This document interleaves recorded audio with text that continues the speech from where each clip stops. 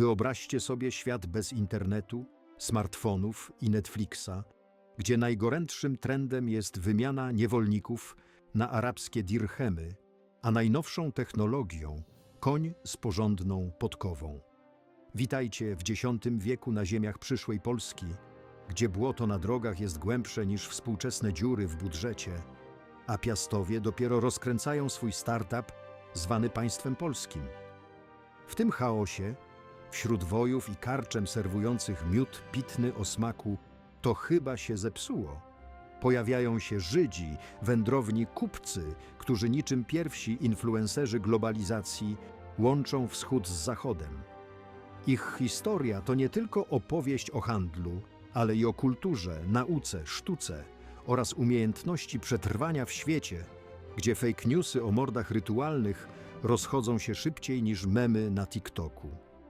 Ta saga to rollercoaster wzlotów i upadków. Od radanitów, którzy handlowali niewolnikami, jakby to były kryptowaluty, przez złoty wiek Rzeczypospolitej, gdzie Żydzi byli jak Dolina Krzemowa średniowiecza, po dramatyczne powstanie Chmielnickiego, które było jak krach na giełdzie. Po drodze budowali synagogi godne Instagrama, drukowali księgi, które zawstydziłyby Gutenberga i pisali dzieła, które mogłyby konkurować z bestsellerami New York Timesa. Ich wpływ na Polskę był jak open source dla gospodarki i kultury. Każdy korzystał, choć nie każdy chciał to przyznać. Dlaczego warto poznać tę historię? Bo pokazuje, że tolerancja i otwartość to nie tylko hasła z korporacyjnych prezentacji, ale realna siła napędowa postępu.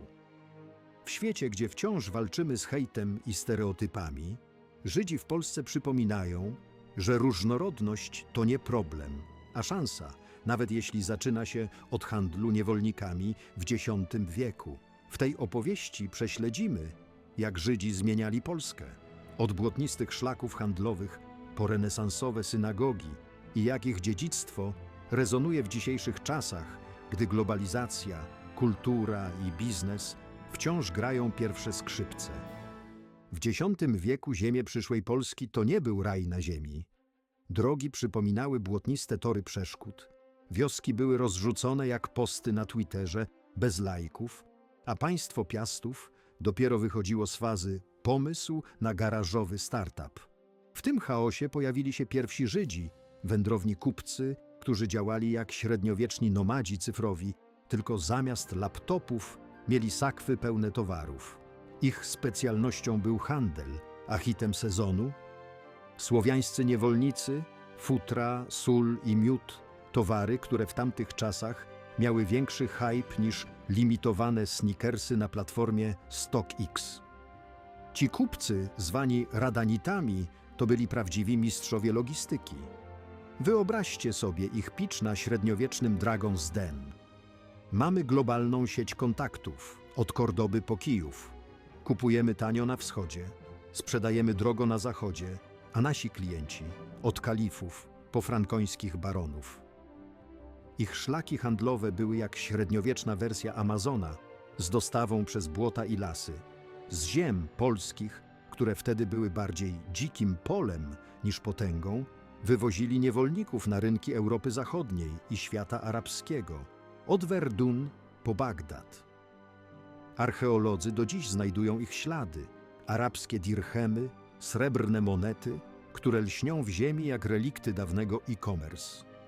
Każda taka moneta to jakby QR-kod do średniowiecznego blockchaina, dowód, że Żydzi już wtedy byli w grze. Dr Hanna Węgrzynek, historyk z zacięciem do żydowskich dziejów, w rozmowie z Wirtualną Polską tłumaczyła: pierwsi Żydzi w X wieku to kupcy, głównie od niewolników. Była to mała grupka, ale szybko się zasymilowała, tworząc podstawy języka żydowsko-słowiańskiego. To trochę jak stworzenie apki, która łączy różne kultury. Żydzi mówili w jidysz, hebrajskim, a pewnie i po słowiańsku, żeby dogadać się z lokalnymi.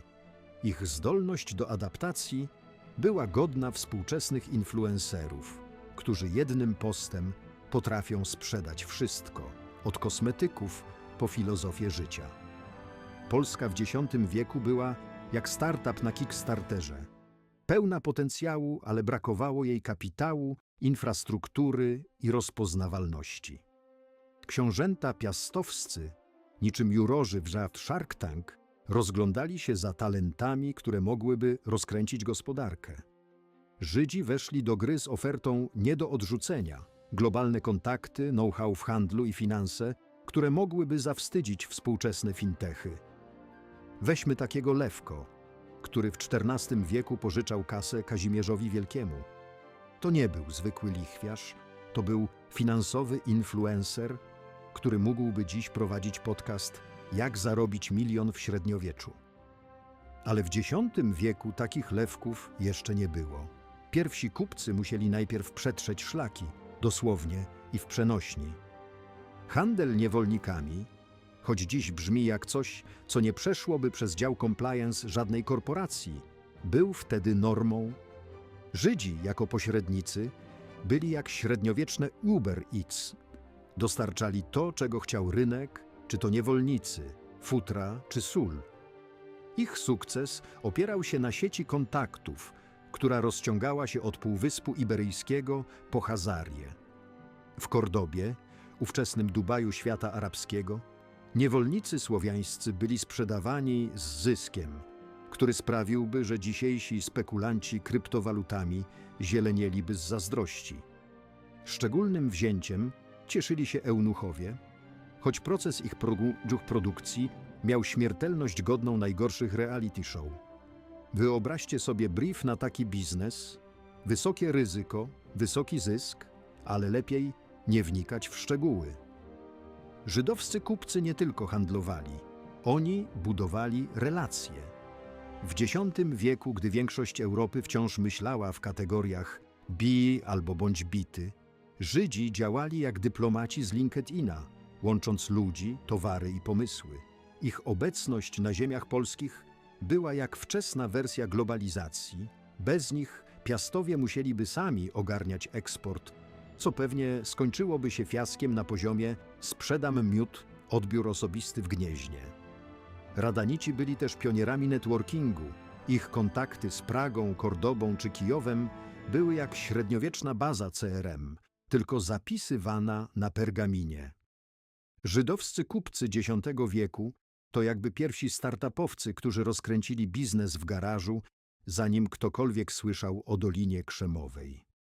Ich umiejętność poruszania się między kulturami i rynkami przypomina dzisiejszych przedsiębiorców technologicznych, którzy jednym tweetem potrafią sprzedać produkt od Nowego Jorku po Singapur.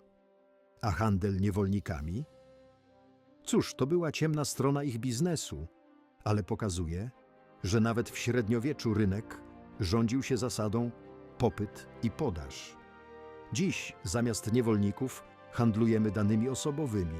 Może to nie aż tak duża różnica? Żydzi w X wieku uczą nas, że sukces wymaga elastyczności, kontaktów i odrobiny odwagi, by działać w świecie, gdzie zasady gry zmieniają się szybciej niż algorytmy Instagrama. W X wieku, kiedy większość Europejczyków wciąż myślała, że świat kończy się za najbliższym lasem, a mapy wyglądały jak rysunki pięciolatka na kacu, pojawił się Ibrahim ibn Jakub, żydowski podróżnik, kronikarz i, jakbyśmy to dziś nazwali, influencer z Kordoby. Ten facet był jak średniowieczny vloger, który zamiast nagrywać stories z podróży, pisał relacje na pergaminie, bez filtrów Valencia i hashtagów Travel Goals. Jako wysłannik kalifa Al-Hakama II w latach 965 do 966 Ibrahim przemierzał Europę, zbierając dane o krajach, ludziach i ich zwyczajach z precyzją godną dzisiejszego analityka danych. Jego cel? Dostarczyć kalifowi raport, który pomógłby w dyplomacji i handlu, coś jak średniowieczny brief dla zarządu. Ibrahim, pochodzący z tętniącej życiem Kordoby, ówczesnego centrum świata arabskiego, gdzie biblioteki miały więcej książek niż dzisiejsze profile na Goodreads, nie był zwykłym kupcem. To był wykształcony facet, który znał kilka języków, miał smykałkę do obserwacji i talent do opowiadania historii. Wyobraźcie sobie go w Pradze, w karczmie pełnej kupców, wojów i lokalnych plotkarzy, popijającego rozwodniony miód, bo kawa jeszcze nie dotarła do Europy Środkowej. Siedzi przy stole, zapisuje na pergaminie opowieści o odległych ziemiach, a wokół niego handlarze chwalą się, że sprzedali worek futer za 2 dirhemy i pół barana. Ibrahim słucha, notuje, a potem tworzy raport, który stanie się pierwszym pisemnym świadectwem istnienia państwa Mieszkabi. To jak napisać post na LinkedInie, który zostaje podbity przez cały zarząd. Jego opis Polski, a konkretnie państwa Mieszka, to prawdziwy hit X wieku. Posłuchajcie tego fragmentu, który brzmi, jakby Ibrahim pisał recenzję na TripAdvisorze.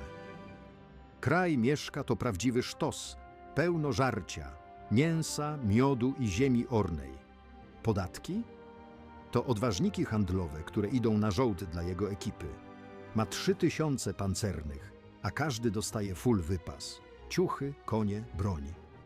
Jak się rodzi dziecko, Mieszko płaci żołd od pieluch, bez różnicy, czy to chłopak, czy dziewczyna. A jak dorosną, to jeszcze funduje wesela.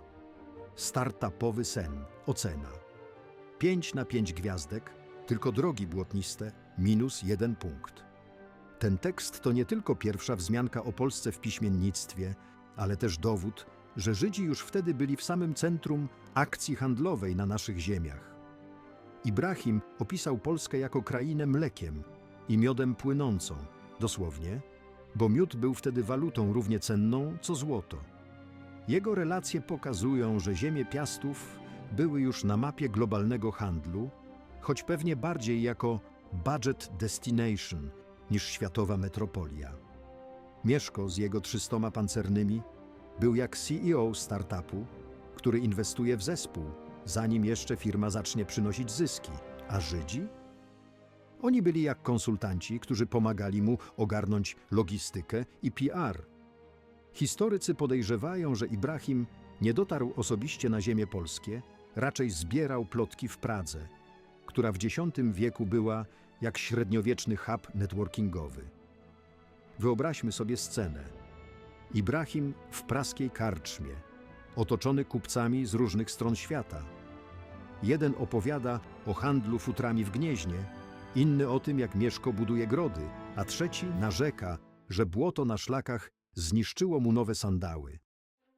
Ibrahim notuje, analizuje, a potem pisze raport, który brzmi jak brief dla inwestorów. Państwo Mieszka ma potencjał, ale potrzebuje rebrandingu na chrześcijaństwo i lepszej infrastruktury. To właśnie jego kroniki dały nam pierwsze pisemne świadectwo aktywności żydowskich kupców na ziemiach polskich. Coś jak średniowieczny post na X, który zyskał wiralowy zasięg. Ale Ibrahim to nie tylko kronikarz, to też człowiek, który musiał lawirować między kulturami. W Kordobie, gdzie żył wśród uczonych i poetów, był przyzwyczajony do luksusów, biblioteki, łaźnie, bazary pełne przypraw. W Europie Środkowej błoto, chłód i karczmy, gdzie jedynym menu był chleb i miód. Jak on to przetrwał? Pewnie miał w sobie coś z dzisiejszych digital nomads, którzy pracują z kawiarni w Bali, ale są gotowi na wszystko, nawet na brak Wi-Fi. Jego relacje o Pradze jako centrum handlowym pokazują, że Żydzi już wtedy tworzyli globalną sieć kontaktów, która była jak średniowieczna wersja LinkedIna.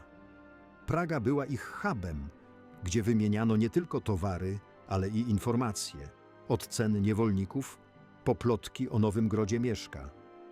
Ibrahim ibn Jakub to jakby pierwowzór współczesnego travel blogera, który zbiera followersów, opisując egzotyczne miejsca. Jego raporty dla kalifa były jak dzisiejsze analizy rynkowe, które pomagają firmom wchodzić na nowe rynki. A jego rola jako pośrednika między kulturami przypomina dzisiejszych dyplomatów lub konsultantów międzynarodowych, którzy tłumaczą, jak robić biznes w różnych częściach świata. W świecie pełnym fake newsów i stereotypów, Ibrahim uczy nas, że rzetelne dane i otwartość na inne kultury to klucz do sukcesu. czy to w X wieku, czy w erze Big Data.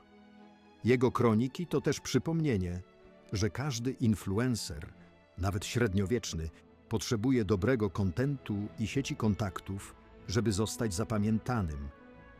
Ibrahim miał jedno i drugie, a jego posty, pergaminy, przetrwały wieki.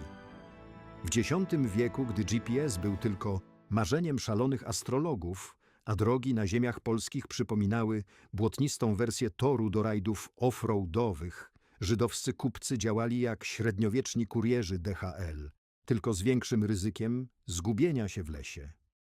Ich szlaki handlowe były jak pierwsza wersja internetu, rozciągały się od Kordoby, ówczesnego Dubaju świata arabskiego, przez Francję, Niemcy, Pragę, aż po błotniste grody Piastów, takie jak Gniezno, Wrocław czy Opole.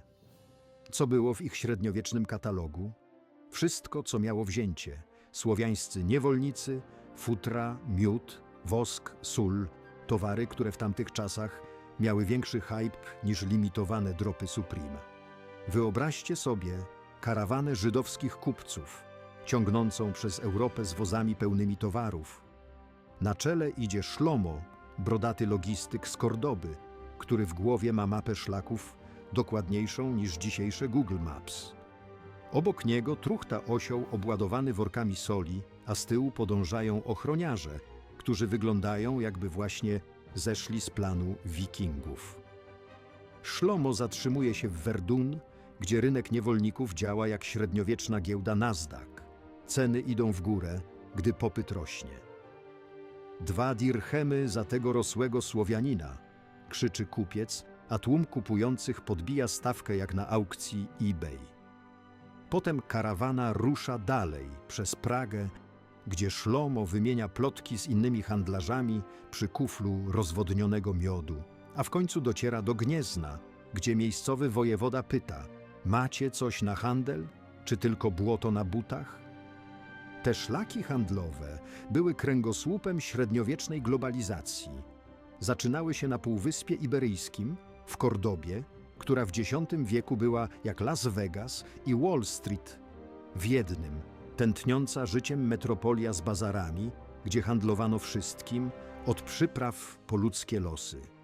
Stamtąd kupcy ruszali przez Francję, zatrzymując się w Verdun, które słynęło z rynku niewolników, i uwaga, trigger warning brutalnych zabiegów kastracji, które miały zwiększyć wartość towaru. Śmiertelność? Wysoka jak przy testowaniu nowej apki bez beta-testerów. Ci, którzy przeżyli, trafiali na rynki w Kordobie lub Bagdadzie, gdzie sprzedawano ich z zyskiem, który sprawiłby, że dzisiejsi spekulanci kryptowalutami zzielenieliby z zazdrości. Jak mówiła dr Hanna Węgrzynek w rozmowie z Wirtualną Polską, żydowscy kupcy w X wieku specjalizowali się w handlu niewolnikami. To był ich core business, ale szybko rozszerzyli portfolio o futra, sól i miód. Brzmi jak strategia dywersyfikacji rodem z poradnika Jak zostać milionerem w średniowieczu. Po dotarciu do Europy Środkowej szlak wiódł przez Pragę, ówczesny hub handlowy, gdzie spotykali się kupcy z zachodu, wschodu i lokalni handlarze, wymieniając nie tylko towary, ale i plotki o tym, który książę znowu przegrał gród w kości. Z Pragi karawany kierowały się na Śląsk, do Wrocławia czy Opola, gdzie kupowano futra z bobrów, hit eksportowy, coś jak dzisiejsze torebki Gucci, i miód, który był walutą równie cenną co złoto. Ale prawdziwym bestsellerem byli niewolnicy słowiańscy, którzy trafiali na Ruś Kijowską, do Hazarów, a nawet na Bliski Wschód. Ostatecznym punktem podróży była często Kordoba, gdzie zyski z handlu pozwalały kupcom żyć jak średniowiecznym celebrytom, z tym, że zamiast jachtów mieli lepsze osły. Handel niewolnikami, choć dziś brzmi jak coś, co nie przeszłoby przez żaden dział compliance, był w X wieku normą. Żydzi jako pośrednicy byli jak średniowieczne Uber Eats. Dostarczali to, czego chciał rynek, czy to niewolnicy, futra czy sól. Ich sukces opierał się na globalnej sieci kontaktów, która była jak LinkedIn na sterydach. Weźmy przykład. Kupiec z Kordoby dogadywał się z chazarskim handlarzem w Kijowie, potem spotykał się z frankońskim baronem w Verdun, a na końcu lądował w Gnieźnie, gdzie Mieszkor pytał: to ile za ten wóz miodu? To był networking na poziomie, o którym dzisiejsi startupowcy mogą tylko marzyć. Ale szlaki handlowe to nie tylko biznes, to też kulturowy mikser.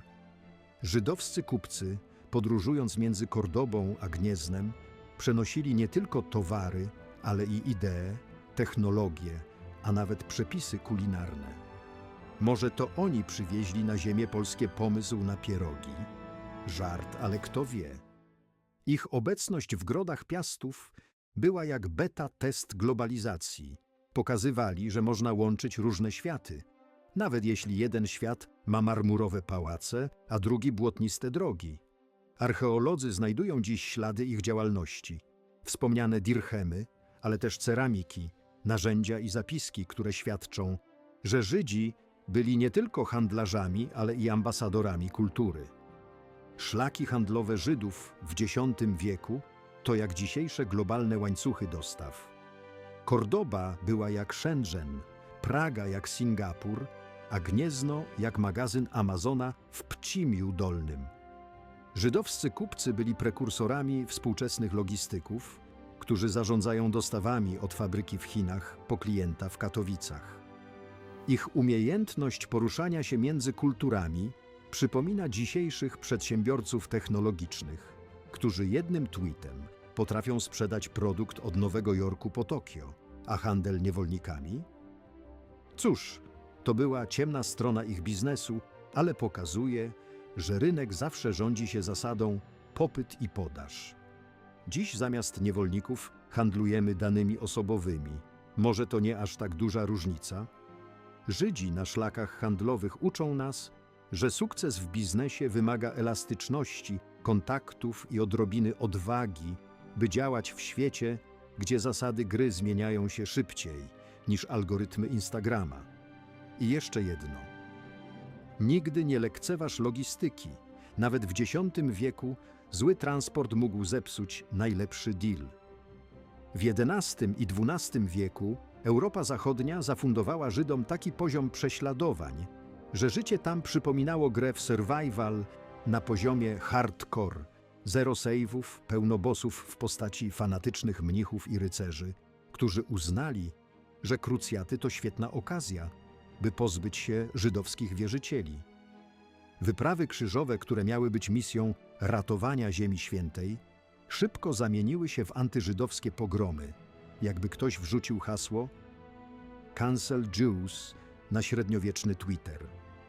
W Moguncji, Kolonii czy Wormacji Żydzi musieli zmagać się z atakami, które były bardziej brutalne niż dzisiejsze wojny w komentarzach na X. Jak zauważył dr Artur Juszczak, Żydzi napływali do Polski, uciekając przed rozruchami w Niemczech i Francji, które były efektem wezwania papieża Urbana II do krucjaty w 1096 roku. Polska, z relatywną tolerancją religijną i gospodarką w fazie early access, stała się dla nich oazą, czymś w rodzaju średniowiecznego coworkingu, gdzie można było rozłożyć warsztat, pomodlić się i nie bać się, że sąsiad wpadnie z widłami. Wyobraźcie sobie Izaaka, żydowskiego rzemieślnika z Moguncji, który pakuje manatki po kolejnym pogromie. Dość tego, mówi do żony Sary, pakując młotki, kowadło i zapas sucharów na drogę. Słyszałem, że w Polsce jest spokojniej, a książęta szukają ludzi z głową do biznesu. Ruszamy do Krakowa. Po miesiącach podróży przez błotniste trakty lądują w Przemyślu, gdzie Izaak otwiera warsztat złotniczy, a Sara prowadzi księgowość, bo nawet w średniowieczu ktoś musiał ogarniać rachunki. Ich sąsiedzi, słowiańscy kupcy i wojowie, najpierw patrzą podejrzliwie, ale po paru kuflach miodu i jednej pożyczce od Izaaka zaczynają widzieć w nim kumpla, a nie obcego. Tak rodziły się pierwsze żydowskie osady na ziemiach polskich, nie z wielkim hukiem, ale z pragmatycznym podejściem. Skoro tu można żyć bez ciągłego strachu, to zakładamy bazę. Żydzi osiedlali się wzdłuż szlaków handlowych w Krakowie, Przemyślu, Sandomierzu, a nawet w Wielkopolsce, gdzie Gniezno i Poznań były jak średniowieczne startup hubs. Zajmowali się handlem, rzemiosłem i finansami, stając się niezastąpionym elementem lokalnej gospodarki. Weźmy mincerzy, którzy w Wielkopolsce współpracowali z Mieszkiem Starym, tłocząc monety z hebrajskimi napisami. To był branding na poziomie Apple. Każda moneta mówiła: jesteśmy tu, robimy kasę i mamy błogosławieństwo księcia. Te monety, zwane brakteatami, były jak średniowieczne NFT. Małe, błyszczące i każdy chciał je mieć. Żydowscy rzemieślnicy, tacy jak złotnicy czy krawcy, produkowali towary, które trafiały na dwory książęce, a ich pożyczki ratowały budżety lokalnych władców, którzy, jak to książęta, lubili wydawać więcej niż mieli. Polska w XI i XII wieku była jak otwarta platforma dla przedsiębiorczych imigrantów. Piastowie, niczym inwestorzy z Doliny Krzemowej, widzieli w Żydach potencjał do skalowania gospodarki. Potrzebujemy fachowców, mówił pewnie Bolesław Krzywousty, patrząc na swoje błotniste grody. Ci Żydzi znają się na handlu, rzemiośle i liczeniu. Bierzmy ich. Żydzi z ich globalną siecią kontaktów byli jak współcześni specjaliści od IT. Może nie każdy ich lubił, ale bez nich system by się zawiesił. Ich osady w miastach takich jak Kraków czy Sandomierz szybko przekształcały się w tętniące życiem społeczności, gdzie synagogi pełniły rolę nie tylko miejsc kultu, ale i centrów społecznych. Coś jak dzisiejsze przestrzenie coworkingowe, gdzie załatwiasz wszystko, od modlitwy po plotki o nowym podatku księcia. Ale życie w średniowiecznej Polsce nie było samą sielanką. Żydzi musieli lawirować między lokalnymi zwyczajami a własnymi tradycjami. Wyobraźmy sobie scenę w karczmie w Przemyślu. Żydowski kupiec Jakub próbuje wytłumaczyć miejscowemu wojowi, dlaczego nie je wieprzowiny. Jak to?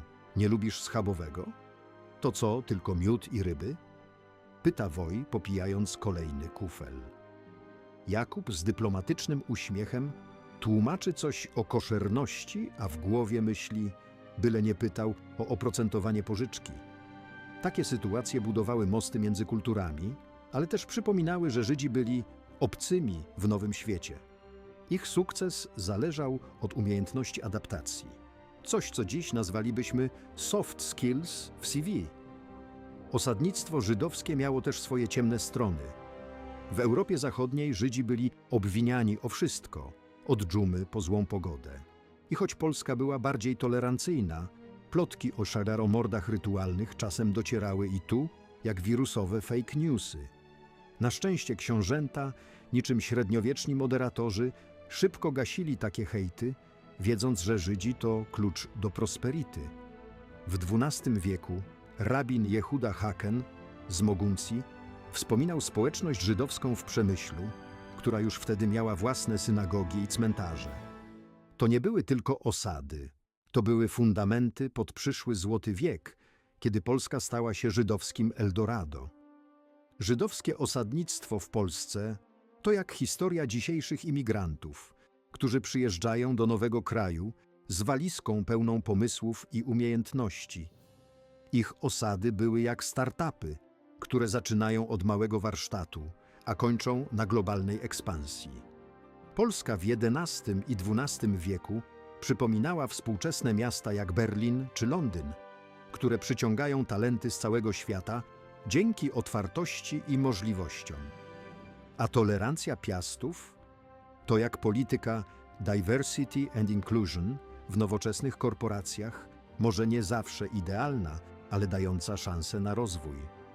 Żydzi w średniowiecznej Polsce uczą nas, że różnorodność to nie problem, a siła, pod warunkiem, że masz księcia, który nie boi się postawić na innowacje, zamiast słuchać hejterów z widłami.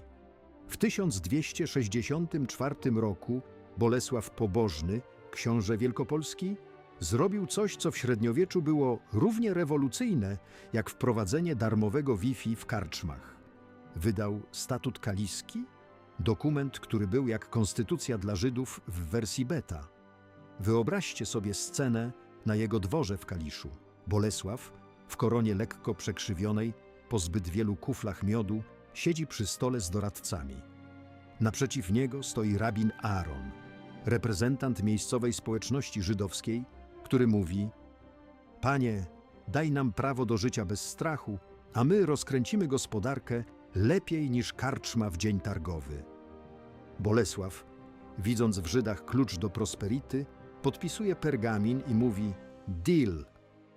Ale nie przesadzajcie z tym oprocentowaniem. Tak albo podobnie narodził się statut kaliski, dokument, który sprawił, że Polska stała się dla Żydów czymś w rodzaju średniowiecznego raju podatkowego. Statut kaliski to nie był zwykły świstek, to był game changer, który dawał Żydom ochronę prawną, swobodę religijną i prawo do prowadzenia biznesu, w tym udzielania pożyczek na procent, co w tamtych czasach było bardziej kontrowersyjne niż dzisiejsze reklamy chwilówek z celebrytami w tle. Dokument składał się z 36 artykułów, które regulowały wszystko. Od ochrony życia i mienia po zasady handlu i sądownictwa.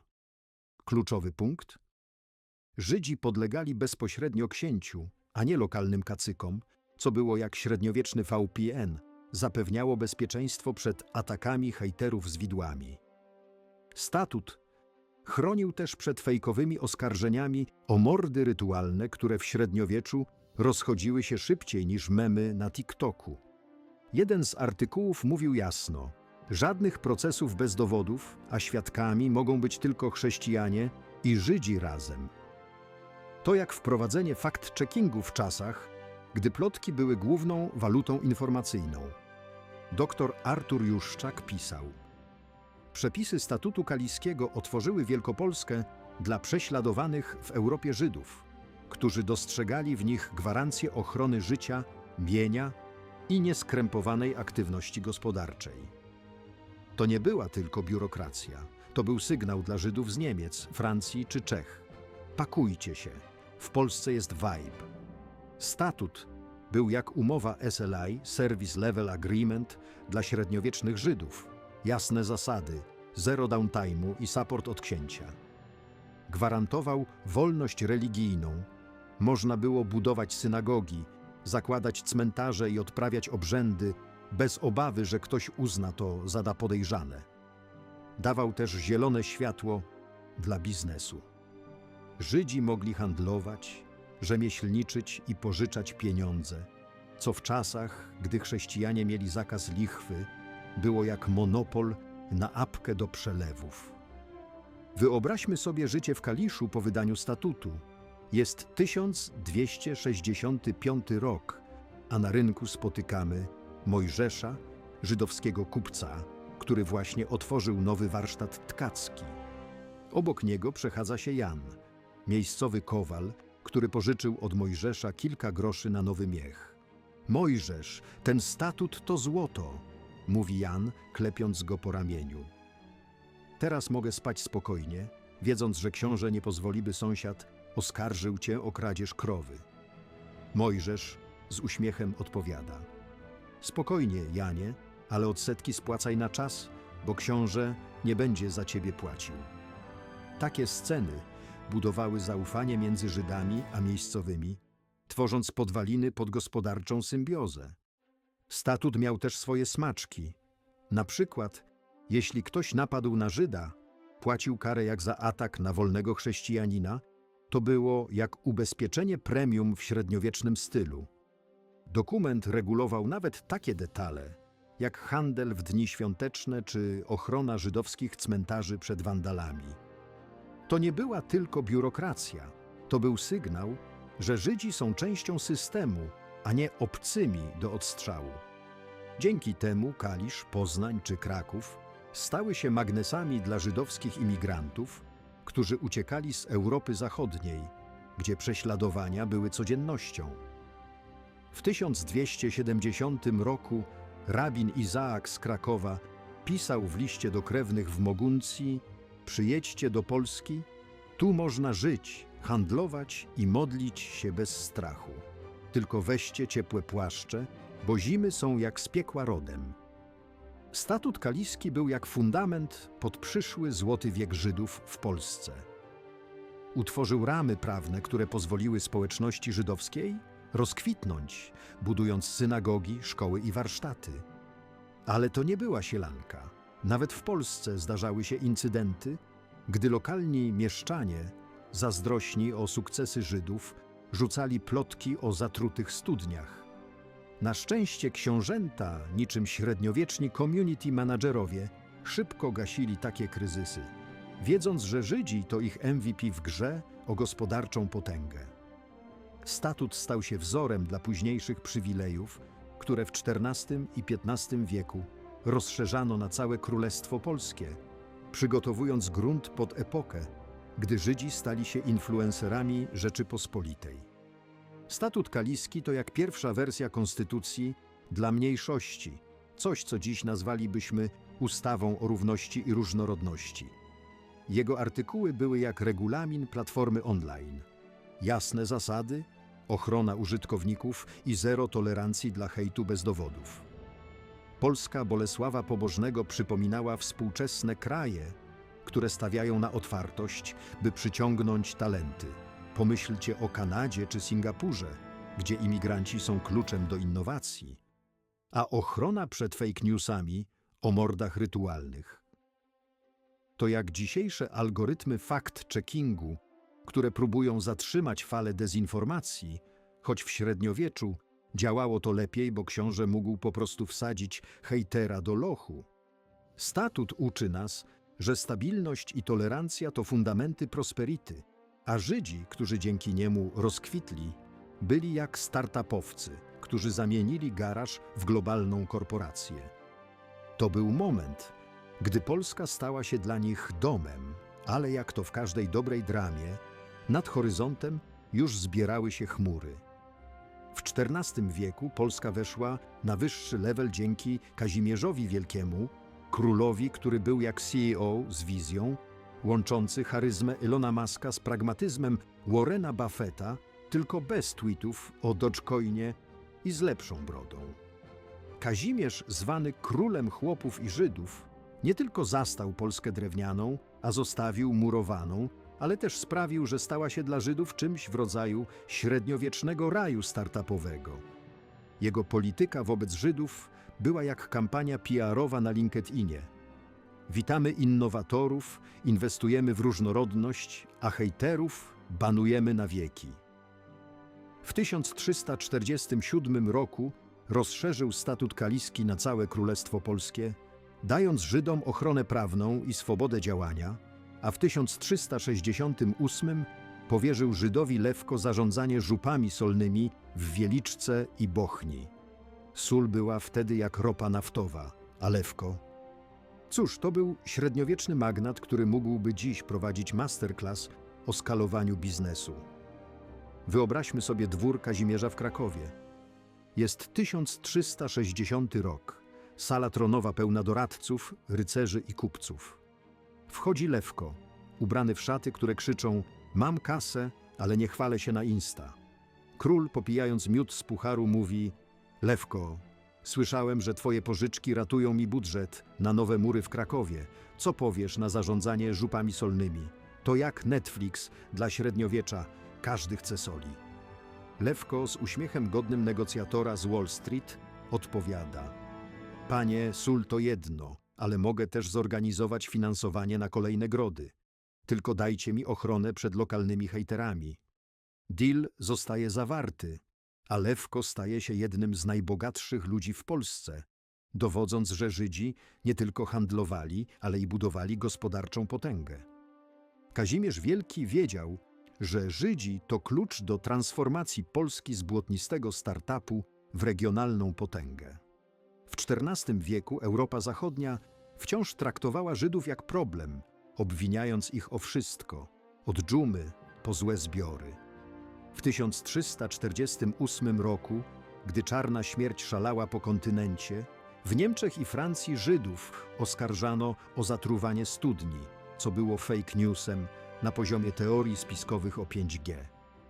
Kazimierz, niczym rozsądny moderator X, nie kupował tych bzdur. Zamiast tego zapraszał Żydów do Polski, oferując im bezpieczeństwo i możliwości, których nie mieli gdzie indziej. W 1350 roku w Krakowie powstała nowa dzielnica żydowska, zwana później Kazimierzem, która stała się epicentrum żydowskiego życia, czymś w rodzaju średniowiecznego Silicon Valley, tylko z synagogami zamiast biurowców. Żydzi w czasach Kazimierza nie tylko handlowali i pożyczali pieniądze, oni byli jak współcześni konsultanci, którzy optymalizują każdy proces. Weźmy przykład. W 1363 roku żydowski kupiec Abraham z Sandomierza dostarczał towary na dwór królewski od Jedwabiu po przyprawy, które były wtedy jak limitowane edycje Snickersów. Abraham nie tylko handlował, organizował też transport, dbał o jakość i negocjował ceny, jakby prowadził średniowieczną wersję Amazona. Inny przykład? Żydowscy złotnicy, tacy jak Dawid z Poznania, tworzyli biżuterię i monety, które były jak dzieła sztuki z podpisem Made in Poland. Ich praca była tak dobra, że nawet magnaci z Węgier zamawiali u nich precjoza, co było jak zdobycie międzynarodowego kontraktu na Etsy. Kazimierz nie tylko dawał Żydom prawa, on ich promował. W 1367 roku wydał przywilej, który pozwalał Żydom osiedlać się w nowych miastach, takich jak Lwów czy Sandomierz, i prowadzić tam handel bez ograniczeń. To było jak otwarcie nowych rynków w apce. Żydzi mogli skalować swoje biznesy, a Polska zyskiwała na podatkach i innowacjach. Król traktował ich jak MVP swojej drużyny, wiedząc, że bez nich jego wizja murowanej Polski zostałaby w fazie moodboardu. Ale nie wszystko było różowe. Lokalni mieszczanie czasem patrzyli na Żydów z zazdrością, rzucając plotki o zbyt dużych zyskach. Kazimierz, niczym doświadczony community manager, szybko gasił takie kryzysy, przypominając, że Żydzi płacą podatki i napędzają gospodarkę. Żydowska społeczność w czasach Kazimierza zaczęła budować fundamenty pod przyszły Złoty wiek. W Krakowie powstała synagoga stara, założona w XV wieku, ale już w XIV wieku Żydzi organizowali tam życie religijne i społeczne. Wyobraźmy sobie rabina Mojżesza, który w synagodze prowadzi dysputy o Talmudzie, a po godzinach spotyka się z kupcami, by omówić nowe trasy handlowe. To były czasy, gdy synagoga była nie tylko miejscem modlitwy, ale i centrum networkingowym, jak dzisiejsze przestrzenie coworkingowe, gdzie załatwiasz wszystko, od spraw duchowych po kontrakty biznesowe. Żydzi wnosili do Polski nie tylko kapitał, ale i kulturę, która powoli zaczynała kształtować tożsamość Rzeczypospolitej. Kazimierz Wielki to jak wizjonerski CEO, który stawia na różnorodność i innowacje, zamiast słuchać hejterów z działu sprzedaży. Jego polityka wobec Żydów przypomina dzisiejsze programy Diversity and Inclusion w korporacjach, może nie idealne, ale skuteczne.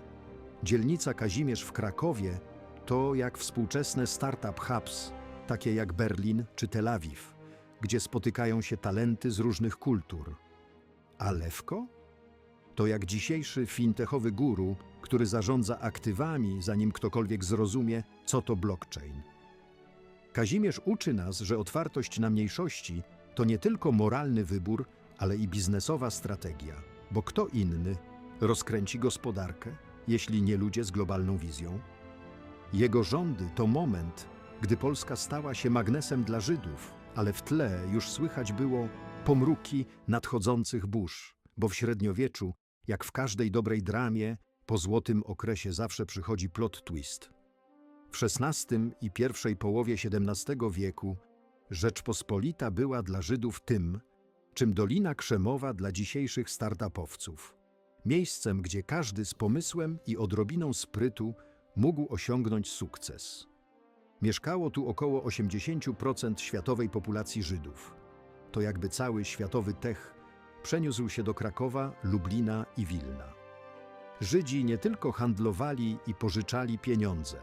Oni byli influencerami kultury, nauki i sztuki, tworząc content, który rozchodził się po Europie szybciej niż wiralowe filmiki na TikToku. Ich synagogi, drukarnie i szkoły talmudyczne były jak średniowieczne huby innowacji, a Sejm Czterech Ziem działał jak żydowski parlament, lobbujący u władz niczym dzisiejsze NGO na korytarzach Brukseli. Wyobraźmy sobie Lublin w 1590 roku. Na rynku trwa targ, gdzie żydowski kupiec Icek handluje jedwabiem z Wenecji, a obok niego rabin Jakub prowadzi ożywioną dysputę o Talmudzie z grupką studentów. W tle wznosi się synagoga Maharszala, arcydzieło architektury, które wygląda, jakby ktoś wrzucił filtr renesans na średniowieczny design. Icek, popijając miód, mówi do rabina: Rebbe, ten Sejm Czterech Ziem, to jak nasz własny startup. Ustalamy podatki, negocjujemy z królem, a jeszcze mamy czas na modlitwę. Rabin z uśmiechem odpowiada: Icek, tylko nie zapomnij o dziesięcinie, bo Bóg też ma swoje KPI. Taka była codzienność w Złotym Wieku. Żydzi nie tylko żyli, ale i błyszczeli, tworząc społeczność, która była jak dobrze naoliwiona maszyna. Synagogi w tym okresie to nie były zwykłe miejsca modlitwy, to były centra kultury, które mogłyby zawstydzić dzisiejsze przestrzenie coworkingowe. Weźmy synagogę Remuch w Krakowie, założoną w 1553 roku przez rabina Mojżesza Isserlesa Remu. Z jej skromnym, ale eleganckim wnętrzem i bogato zdobionym Aron HaKodesz była jak Instagram epoki, piękna, ale z przesłaniem. Albo synagoga w Zamościu, wybudowana w 1588 roku, z renesansowymi łukami i freskami, które krzyczały: mamy styl i kasę.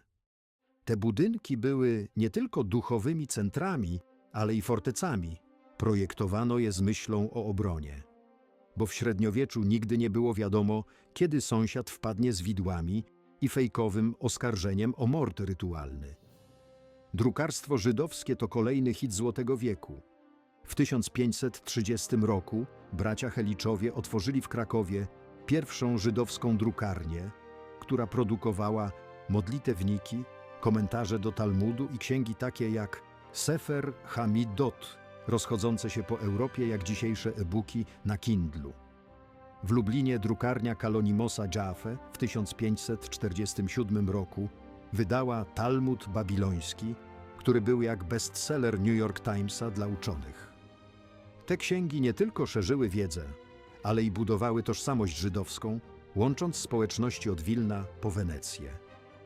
Drukarnie były jak średniowieczne Netflixy, dostarczały kontentu, który każdy chciał konsumować, od rabinów po kupców. Nauka i literatura też miały swoje 5 minut. Rabin Mojżesz Isserles w 1570 roku opublikował komentarze do Szulchan Aruch, kodeksu prawa żydowskiego, który stał się standardem życia religijnego na wieki, coś jak Terms and Conditions dla Żydów, tylko bardziej czytelne.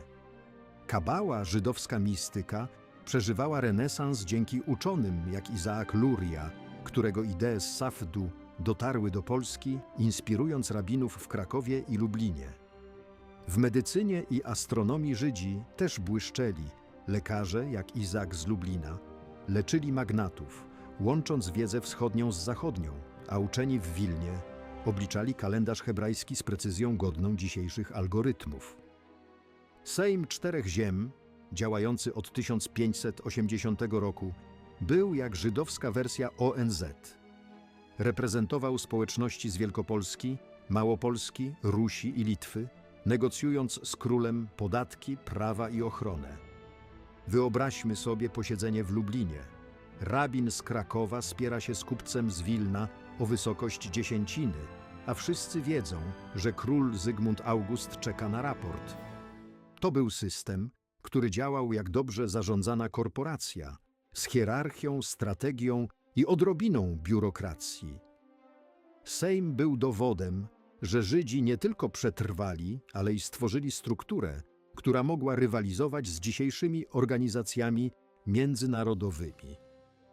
Złoty wiek Żydów to jak epoka boomu technologicznego. Każdy miał pomysł, a Polska była miejscem, gdzie można go było zrealizować.